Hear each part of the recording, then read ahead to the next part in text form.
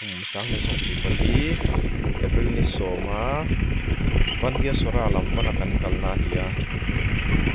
hi lam thai chu kan lu chia video en lang lo nai lam thai ko kan kal pel deu chia ai zom deu thuaka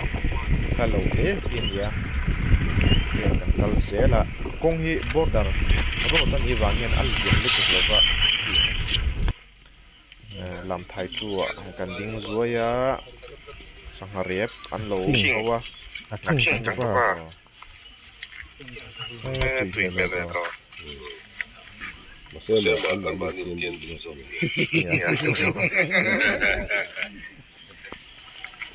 tiếng quỷ nên cần hành trộn ruồi làm thái chua tiền lấy lon hi om núa là tiền lấy lon hi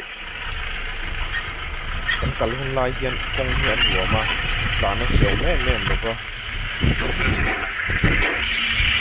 purai ro chuan in kal har ta kan ni ma se ni kan kal hu de lok hian nen kong te an ne kal thale se ka lani ngon to lo ko ni abia kan veilama ron lang mek hi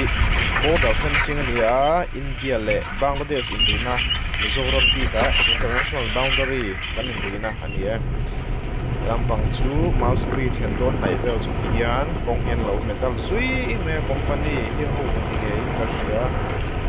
tin vei lam ai hian in border fencing lo tuka ai huanga an him le tuka sibai ro turanom len lo an POP thawa ero chuan an oma